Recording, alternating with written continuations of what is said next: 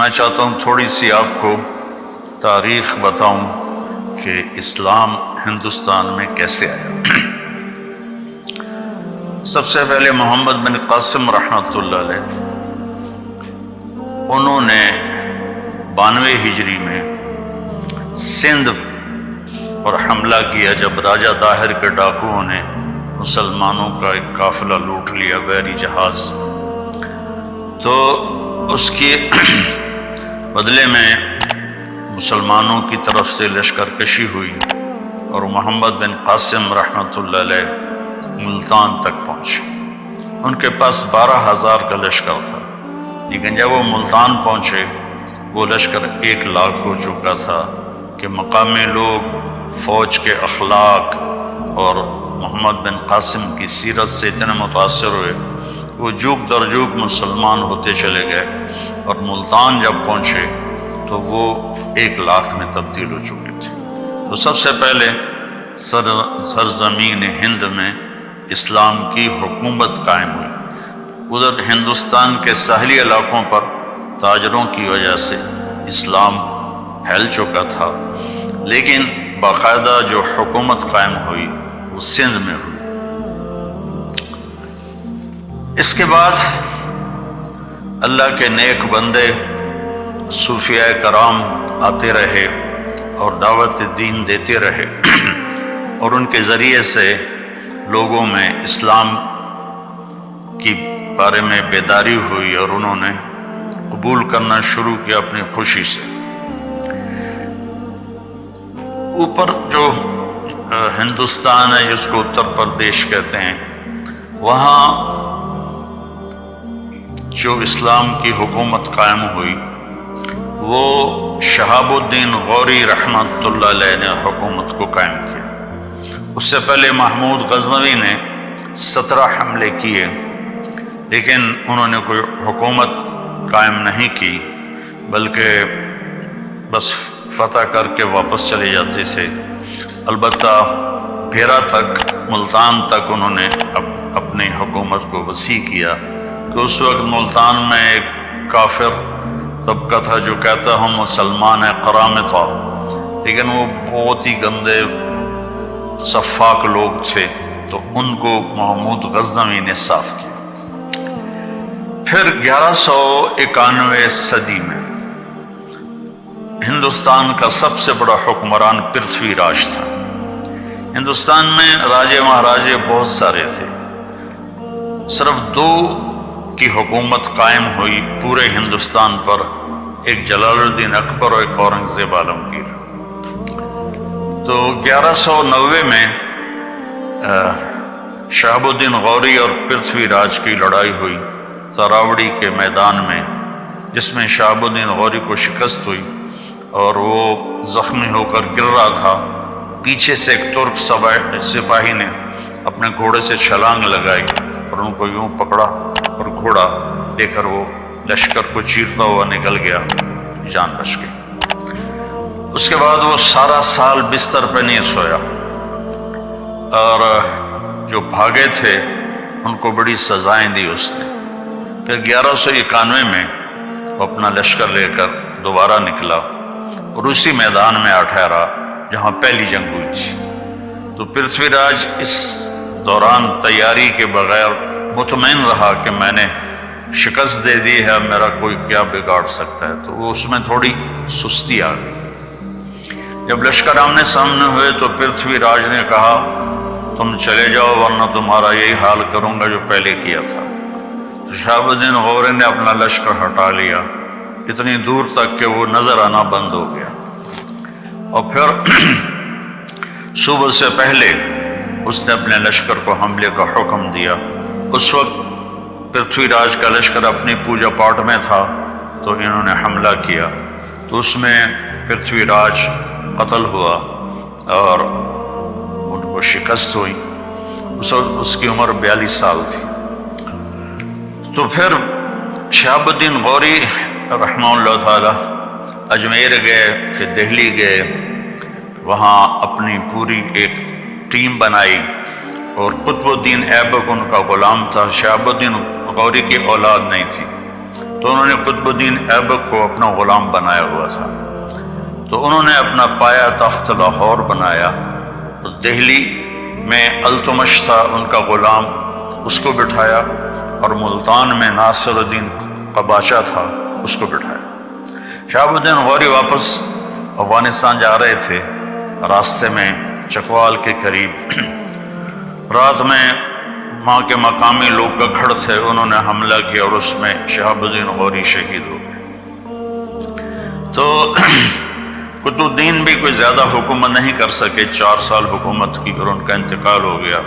میں جب لاہور پڑھتا تھا سینٹرل ماڈل سکول، تو آرلی کے پیچھے ایک گلی تھی، وہاں سے گزرتے تو ایک قبر جس میں محلے والے کوڑا پھینکتے تھے وہ قبر ہوتی تھی، تو ایک دفعہ غور سے پڑھا تو وہ قطب الدین ایبک کی قبر تھی۔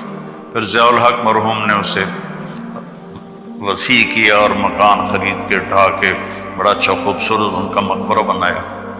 اس کو خاندان غلامہ کہتے ہیں، پہلا خاندان جس نے حکومت کی وہ خاندان غلامہ ہے، کہ اصل غلام تھے سارے اور حکومت میں آ گئے تو خاندان غلامہ کہتے ہیں۔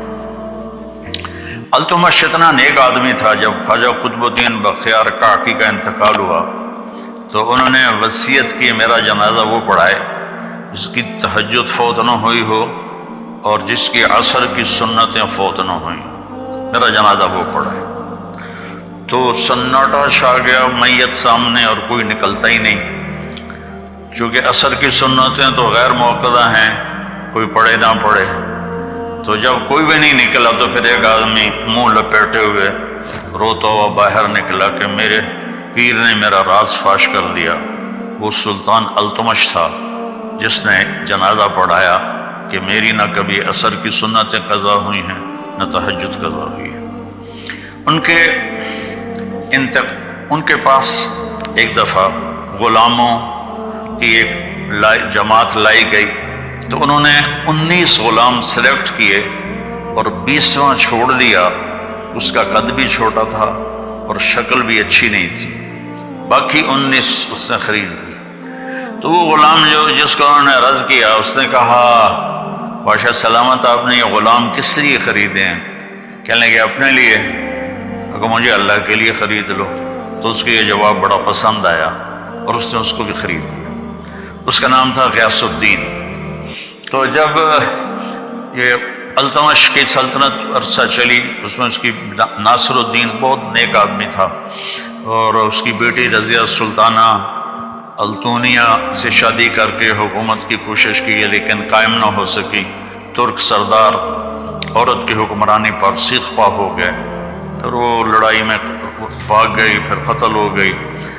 تو اس کے بعد غیاث الدین بلبن حکمران بنا۔ غیاث الدین بلبن اس وقت دیپال پور میں گورنر تھا، تو وہاں جب شور شرابہ ہوا، سلطنت کمزور ہوئی، تو وہ یہاں سے گیا اور اس نے دہلی کے تخت پہ قبضہ کیا اور اس نے 20 سال حکومت کی۔ اور غیاث الدین بلبن کا یہ احسان ہے ہندوستان کے مسلم نان مسلم پر کہ اس نے واحد بادشاہ جس نے تاتاریوں کے حملوں کو ناکام بنایا، اور تاتاری ہر دفعہ شکست کھا کے پیچھے ہٹے، واپس بھاگے۔ آخری جنگ میں اس کا بیٹا محمد وہ شہید ہو گیا، اس کا ایک ہی بیٹا تھا۔ تو اس کے غم میں پھر 7واں دن وہ بھی مر گیا اس دکھ میں۔ تو حکومت خلجی خاندان میں شفٹ ہو گئی۔ علاؤ الدین خلجی تھا جس نے اپنی حکومت قائم کی۔ اس کے بعد جلال الدین خلجی، جلال الدین خلجی کا بھتیجا تھا علاؤ الدین۔ جلال الدین کو غلاموں نے قتل کر دیا۔ تاریخ والے کہتے ہیں اس میں علاؤ الدین کا ہاتھ تھا، لیکن مجھے نہیں لگتا، چونکہ وہ بہت نیک آدمی تھا۔ تو علاؤ الدین نے پھر کوئی 20 سال کے قریب حکومت کی۔ وہ بھیس بدل کے بازاروں میں پھرتا تھا اور چیزوں کے بھاؤ دیکھتا تھا، لوگوں کے حال پوچھتا تھا۔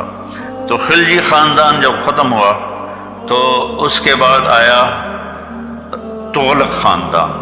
تغلق میں محمد تغلق واحد بادشاہ ہے، وہ تھا صرف پھرا، چھوٹی چھوٹی بات پہ قتل کرا دیتا، لیکن وہ واحد بادشاہ ہے جس نے علماء کو کہا خانقاہوں سے نکلو، مسجدوں سے نکلو اور جا کر اسلام کی تبلیغ کرو، تم بیٹھ کے کھاتے رہتے ہو۔ تو اس نے دعوت اسلام شروع کروائی محمد تغلق نے۔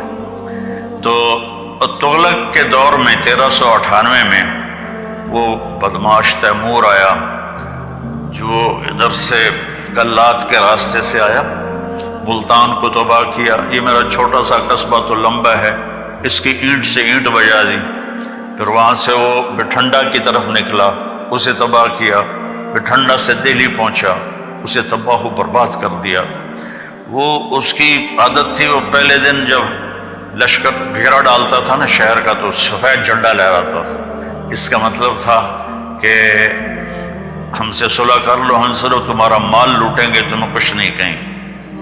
اگر وہ اس پہ نہیں آتے تو دوسرے دن وہ سرخ جھنڈا لہراتا تھا کہ میں صرف فوجیوں کو قتل کروں گا، عوام کو کچھ نہیں کہوں گا، تم ہتھیار ڈال دو۔ تیسرے دن وہ کالا جھنڈا لہراتا تھا کہ اب میں نہ کوئی بچہ چھوڑوں گا، نہ کوئی بچی، نہ عورت، نہ مرد۔ تو اس نے دہلی پہ حملہ کیا، آگ لگا دیتا تھا شہروں کو، اور زندہ لوگوں کو دفن کروا دیتا تھا، اور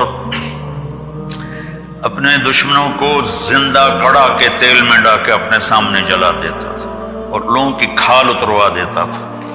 تو 1398 میں وہ اصل میں اس نے چین پہ حملے کا ارادہ کیا۔ تو اس نے کہا پیسہ کہاں سے ملے گا؟ تو اس کے مشیروں نے کہا کہ ہندوستان بہت مالدار ہے، یہاں لوٹ مار کرنے آیا تھا۔ تو اس کے بعد 1 لاکھ قیدی بنا کے واپس گیا اور سادات کو حکومت دے گیا، سادات خاندان کی حکومت۔ میں مختصر بتا رہا ہوں تاکہ آپ کے سامنے ایک تصویر آ جائے۔ تو واپس جا رہا تھا تو اس کو سفر میں دشواری پیش آئی کہ 1 لاکھ آدمیوں کو لے کے چلا ہونا کہ سب کے سر اڑا دو تاکہ ہم آسانی سے سفر کر سکیں۔ سب کے سر اڑا دی۔ سادات خاندان کے بعد جب ان میں انتشار ہوا اور وہ بکھر گئے تو لودھی خاندان کی حکومت آئی، بہلول لودھی۔ تغلق میں فیروز تغلق بہت بڑا بادشاہ تھا۔ یہ جو مقبرہ بنا ہوا ہے ملتان میں شاہ رخ العالم رحمۃ اللہ علیہ کا، یہ فیروز نے اپنے لیے بنوایا تھا، لیکن جب شاہ رخ العالم کا انتقال ہوا تو اس نے کہا ان کو یہاں دفن کیا جائے۔ تو وہ علم دوست تھا، علماء کی قدر کرتا تھا۔ تو لمبا میں ایک اس زمانے میں مولوی عبداللہ صاحب رحمۃ اللہ علیہ تھے، فیروز تغلق نے ان کو بلایا اور ان کا احترام کیا، ان کو دہلی میں اعلیٰ عہدے پر فائز کیا۔ وہ تو لمبا سے گئے تھے وہاں، ان کے علم کا شہرہ تھا۔ تو تغلقوں کو ختم کر کے تیمور نے سادات کو حکومت دی تھی، وہ چلانے میں ناکام رہے۔ تو بہلول لودھی پٹھان خاندان سے تھا، اس نے چڑھائی کی اور قبضہ کیا اور پٹھان خاندان کی حکومت قائم ہو گئی۔ تو اس کا آخری بادشاہ تھا ابراہیم لودھی۔ وہ بڑا شکی مزاج، چھوٹی چھوٹی بات پہ قتل کروا دیتا تھا اور لالچی تھا، خزانہ جمع کر کے رکھتا تھا۔ تو لاہور کا جو اس کا صوبے دار تھا، گورنر تھا، اس نے بابر کو دعوت دی کہ تم آؤ اور آ کر دہلی پر حملہ کرو، ہم تمہاری مدد کریں گے۔ تو 1526 میں پھر بابر آیا اور اس نے پانی پت کے میدان میں پہلی لڑائی ہوئی۔ اس میں بابر کے ساتھ صرف 12,000 فوج تھی اور ادھر ابراہیم کے پاس 1 لاکھ کی فوج تھی۔ یہ جو موٹر وے کے راستے میں پہاڑ آتے ہیں ان کو، وہاں ایک جھیل ہے کلر کہار، وہاں جھیل ہے، وہاں ایک پتھر آج بھی پڑا ہوا ہے جس پر کھڑے ہو کر بابر نے اپنی فوج کو تیار کیا تھا کہ بس جان دینی یا پیچھے نہیں جانا ہے۔ بابر بہت سمجھدار تھا لڑائی میں، تو اس نے 12,000 کے ساتھ ابراہیم کے 1 لاکھ کے لشکر کو شکست دی اور ابراہیم اس میں قتل ہوا۔ اس نے اس کو بڑی عزت سے اس کا جنازہ پڑھوایا، وہیں اسے دفن کیا اور مغلیہ خاندان کی سلطنت شروع ہو گئی۔ مغلیہ خاندان واحد خاندان ہے جس نے ہندوستان پر 1526 سے لے کر اور 1857 تک حکومت کی، کوئی 325 سال۔ باقی کوئی 20 سال میں کوئی جیسے بلبن 20 سال کی حکومت کر کے اکیلا تھا، شہید ہو گیا، اب بچے کے غم میں وہ فوت ہو گیا۔ تو خاندان غلامہ تھا، بلبن تھا، خلجی تھا، تغلق تھے، سادات تھے، انہوں نے سب تھوڑا عرصہ حکومت کی۔ تو یہ جو تھا مغلیہ خاندان، انہوں نے لمبا عرصہ حکومت کی، لیکن ان بادشاہوں میں سوائے محمد تغلق کے کوئی نہیں تھا جس نے اسلام کی دعوت پھیلائی ہو۔ ان کو بس ملک گیری کا شوق اور اپنے حکومت بڑھانے کے شوق تھے، جس کی وجہ سے وہ دعوت ان کو یاد ہی نہیں تھی کہ ہم نے کوئی اسلام بھی دنیا میں پھیلانا ہے یا ہندوستان میں اسلام پھیلانا ہے۔ تو پھر بابر سے لے کر بہادر شاہ ظفر تک 1857 میں یہ جو جنگ آزادی ہوئی، اصل تو اس سے پہلے ہی مغلیہ سلطنت ختم ہو گئی تھی شاہ عالم ثانی کے دور میں، اور میں حیران ہوں کہ انگریز آئے اور جہانگیر سے ملے، اس کے سر تاجر لوگ، اس کے سر میں درد ہوتا تھا بہت، تو انہوں نے، اب ہماری دیسی دواؤں میں کوئی ایسی دوا نہیں جو سر درد کو فوری ٹھیک کرے، انہوں نے اس کو اپنی وہ گولی دی، وہ ایک دم ٹھیک ہو گیا۔ وہ کہنے لگا مانگو کیا مانگتے ہو؟ کہ ہمیں یہاں تجارت کی اجازت دے دو۔ انہوں نے کہا چلو جاؤ ادھر بنگال کی طرف۔ جب شاہ جہاں آیا تو اس کے وزیروں نے کہا یہ بڑے خطرناک نظر آ رہے ہیں، ان کو بھگا دو۔ کہ ان کی اوقات کیا ہے؟ اس وقت تو کوئی سوچ بھی نہیں سکتا تھا کہ شاہ جہان کے دور میں یہ چند انگریز یہ پورے ہند کے حکمران ہو جائیں گے۔ تو اب ان کی بے وقوفیاں تھیں۔ شاہ جہان کی بیوی تھی ممتاز محل، اس کا 14واں بیٹا پیدا ہوا، تو وہ اس میں درد ذہ میں وہ فوت ہو گئی، اور مرتے ہوئے اس نے کہا میرا ایسا مقبرہ بنانا کہ دنیا میں کسی کا ایسا مقبرہ ہی نہ ہو۔ تو اس نے اس وقت کے 30 کروڑ سونے کے سکے اس مقبرے پر لگائے بنانے میں، وہ آج کے کھربوں روپے بن جاتے۔ اس سے تو پتہ نہیں وہ لوگوں کی فلاحی کام کتنے کر سکتا تھا، کتنے کام کروا سکتا تھا۔ اور جہانگیر سے زوال شروع ہوا کہ جہانگیر نے دکن میں حکومت تھی عادل شاہی، تو جہانگیر کو تھا کہ میں سارا ہندوستان فتح کروں، اکبر عادل شاہی کو فتح نہیں کر سکا تھا۔ جہانگیر وہاں 25 سال وہاں بیٹھا رہا اور دہلی کا پایا تختہ چھوڑ دیا، وہیں اس کی موت ہوئی، وہیں اس کی قبر بنی، ویران قبر ہے، کوئی جاتا ہی نہیں ہے، کسی کو پتہ ہی نہیں ہے۔ یہ عالمگیر ہے جس نے 50 برس ہندوستان پہ حکومت کی۔ اس کے بعد زوال شروع ہو گیا، اور آہستہ آہستہ آہستہ آہستہ آہستہ آہستہ ادھر 1757 میں انگریزوں نے سراج الدولہ کو شکست دی۔ سراج الدولہ رات عورتوں کے رقص دیکھتا تھا اور دن میں 12 بجے اٹھتا تھا، اور لارڈ کلائیو جو تھا وہ تہجد میں گھوڑے پہ سوار ہوتا تھا اور دن ڈوبنے پر گھوڑے سے اترتا تھا۔ تو ایسے لوگ کہاں کامیاب ہو سکتے ہیں؟ تو اس نے صرف 3000 کے لشکر کے ساتھ 50,000 کے لشکر کو شکست دی، اس میں میر جعفر ساتھ مل گیا تھا۔ مزے کی بات یہ ہے کہ اس نے جو لیے فوجی وہ ہندو فوجی تھے، یعنی کوئی ہندو کوئی مسلمان، ہندوستان کی فوج سے ہندوستان کو فتح کیا۔ انگریز تو بہت تھوڑے سے تھے، تو انہوں نے ان کو منظم کیا، اور اس وقت وہ ایڈوانس ہو چکے تھے، توپ خانہ تھا، تو ان کی توپوں نے لشکر میں تباہی مچا دی سراج الدولہ کی۔ تو پھر جو آخری امید تھی ہندوستان میں اسلامی حکومت کو، ٹیپو سلطان تھے، وہ 1831 میں شہید ہو گئے لڑائی میں۔ اور یعنی دکھ کی بات ہے کہ اس لڑائی میں نظام حیدرآباد دکن کا جو نظام تھا وہ انگریزوں کے ساتھ اپنی فوج لے کر سلطان ٹیپو پہ حملہ کرنے آیا تھا۔ تو وہ اللہ اس کی درجات بلند فرمائے گا، شیر کی ایک دن کی زندگی گدڑ کی 100 سالہ زندگی سے بہتر ہے۔ اس کو ایک اسکاٹ لینڈ کا سپاہی تھا، اس نے قتل کیا تھا۔ اس کا مجسمہ اب بھی وہاں ایڈنبرا میں بنا ہوا ہے۔ تو اس وقت وہ جنرل ہینگسر، یہ ہیری تھا، مجھے نام میں شک پڑ رہا ہے، اس نے کہا اب ہندوستان ہمارا ہے، اس 1831 میں۔ پھر وہ شاہ عالم ثانی کے دور میں دہلی پر آ گئے، اور شاہ عالم ثانی کی حکومت صرف محل میں تھی اور قلعے میں تھی۔ 1857 کی جنگ آزادی ہوئی، وہ ایک غدر تھا اور اس میں انہوں نے بہت ظلم کیے اور کوئی منظم نہیں تھا، کسی قسم کی کوئی ترتیب نہیں تھی، تو انہوں نے دلی میں لوٹ مار مچا دی۔ تو ایسے کہاں لڑ سکتے تھے؟ تو پھر انگریزوں آئے اور انہوں نے دوبارہ اس پر قبضہ کیا، اور 1857 سے لے کر 1947 تک انگریز حکمران آئے، اور انہوں نے اپنا نظام تعلیم جاری کیا۔ یہاں جو بھی تبدیلیاں لے کر آئے وہ بعد میں ہندوستان والے، پاکستان والوں کے لیے بڑی مفید ثابت